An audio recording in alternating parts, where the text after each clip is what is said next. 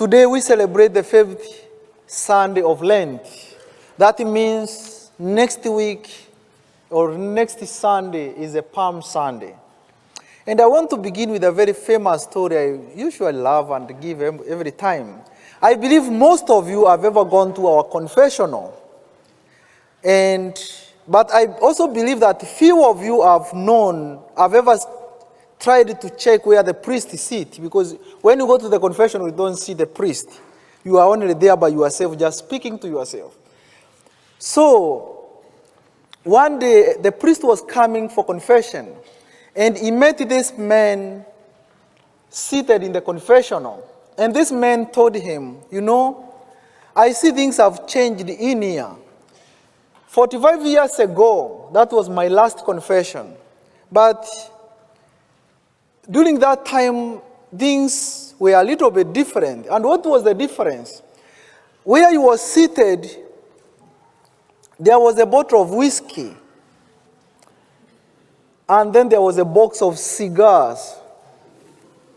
And a very comfortable couch. And then the priest looked at him and told him, you are seated on the wrong side of the confessional. Things are always the same. Just if you go there, you find it's a place to kneel. But where you are, this is not the right place. Today, allow me to remind you of something I keep talking about. And this is the sacrament of reconciliation. And the reason I have chosen this today is for two reasons. One is because the gospel of today talks about forgiveness. And second is because this week, we are having our general confession of this parish. It will be done on Thursday at 7 p.m. We have invited more than 15 priests to come to listen to your confessions. And therefore, I feel it's the right time so that I can remind the people that the necessity of this sacrament.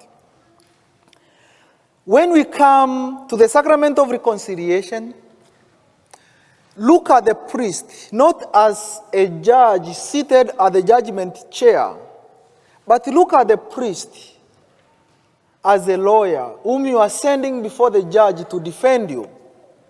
And therefore, when you go to the lawyer, you tell him or her all what you know and you have done, so that this person is able to defend you very well.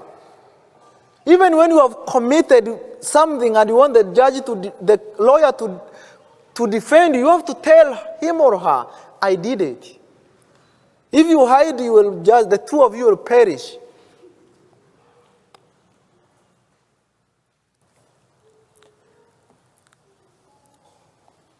And when you come to the sacrament of reconciliation again, it's a moment of lowering yourself. It's not a moment of exalting yourself. It's not a moment of trying to say how good you are. I'm a good person. Generally, I'm a good person. It's true you are. Just by the fact you are for confession, you are a good man, you are a good woman. But that's not what brought you there. What brought you there is because you wanted the mercy of God.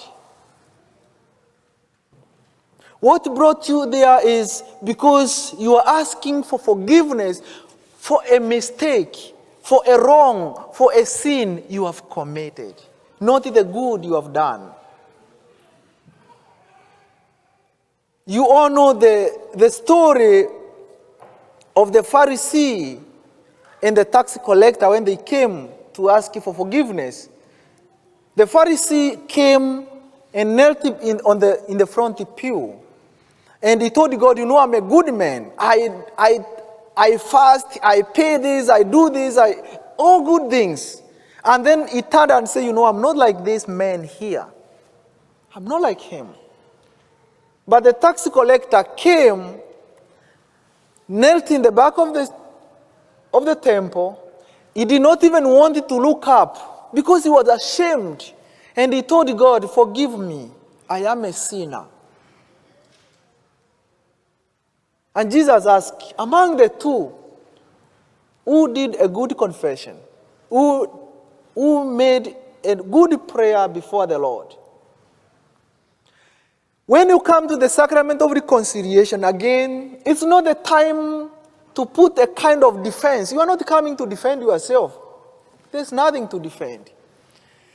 It's not the time to start, weighing that, I have committed a mortal sin. These are my mortal sins. These are my venial sins. Father, this is I committed a white lie. There's nothing like a white lie. Just say I lied. There's nothing like a white lie. In confession, there is nothing like mortal sin and small sin. It's a sin. You're asking for forgiveness. Tell God, this is what I've done, and I'm sorry about it. Please forgive me. I'm not saying you do this, okay? I'm just trying to widen the horizon of a confession. So you don't need to put a defense. You don't need to come to confess the sin of your husband or your wife. Sometimes we find ourselves in that situation. Then there are two ways of making a confession. You can make a confession by coming here in the confessional. When the line is too long, you come and line up. And when you come and line up, you realize that confession is just, very fast. You say go.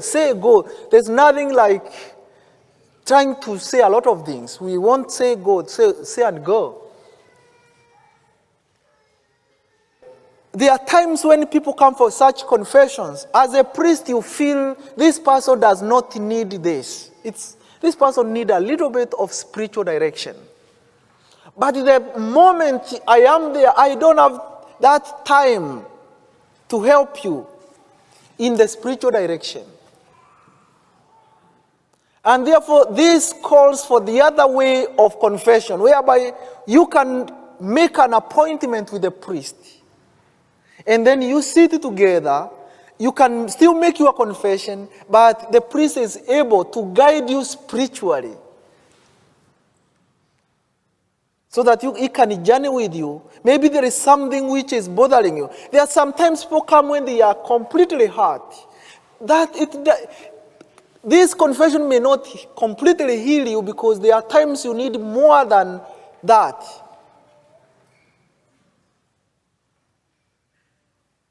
This one is when you have known this is what I have done, and I have already the solution for them. God forgive me. I'm not going back to it. But sometimes you can come, you are really hurt. Maybe by your husband, maybe by your wife, maybe by your brothers, maybe by your sister. And confession is not magic that immediately I tell you, go in peace, you are just well. No. There are times we need deeper than that. And that is the work of the priests. This is why we are here. My work here is not to sit behind that computer just trying to do some work there. No, that's not the reason why I was ordained. The reason why I was ordained is so that I can journey with the people of God, listen to them, guide them in the spiritual direction. If there is something disturbing you that needs some spiritual direction, we are here for you. I can only charge you just $1. I think you can pay that. For 45 minutes, just $1. Come with $1. Anyway, I'm just kidding. But we are here for that. Jesus does not condemn the woman, contrary to the expectation of the people. But rather, he asks them, who has not sinned? Justice and mercy. Two things are being brought out here very well. Justice and mercy. In justice, she had sinned. But in the same justice, everybody had sinned. So who has the courage? You have sinned, she has sinned. Who has the courage? Who is just to stone her in justice, if we are seeking justice? And this is the justice that I would implore today in your heart. If somebody has wronged you, ask yourself, yes, in justice, I have been wronged. But in the same justice, if I have ever wronged somebody, how would I have liked that person to treat me in the same justice? Am I shouting? I felt it, right? So let me just try to lower my voice. When there is nobody who has never wronged anybody, I believe. And if you have never, when I'm standing out there, come and tell me, Father, I've never wronged anybody. Come and tell me, and I will bless you and send you to God as a saint. Even saints themselves, they add their mistakes. Those who have already won the victory. And therefore, when somebody has wronged you and you have put a lot of, things that this person should do so that you can forgive, ask yourself, if I'm the one, I was given the same, would I have survived? In injustice, there is nobody who wants to put in the rooftop for wronging you and be announced that this is what we did. Even if I've wronged you, I want to be treated with dignity. Even if I am wrong, but I also deserve some dignity. In mercy, Jesus says, go and sin no more. I have forgiven you. Go, but do not repeat the mistake. This means that Jesus did not encourage the sinning. Even though everybody has wronged, even though everybody has fallen into sin, it doesn't mean it's the right thing. No. That's not what Jesus is telling us today. It's wrong.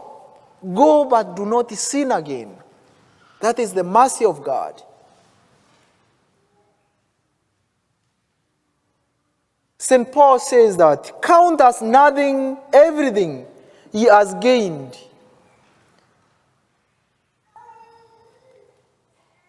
Everything that Paul gained, he says, count them. Or if you have gained something, count it as nothing. If whatever you have gained, you have not gained it so that you can attain salvation. Remember, the law of the church says, at least go for confession at least once in a year. At least once in a year. Why do you stay for 2 years? At least once in a year. Then they say, they add something there in the bracket, and mostly, especially time for Easter. This is the time. And therefore, I'm almost giving a decree that on Sunday, Easter Sunday, nobody should receive communion before going for confession. Hello? I don't like the way you are looking at me. Anyway, what I'm doing is that I'm inviting you. I know a lot of people have already done their confessions, but I'm inviting you for confessions. We have more than 15 priests just here for all of us. In the name of the Father, and of the Son, and of the Holy Spirit.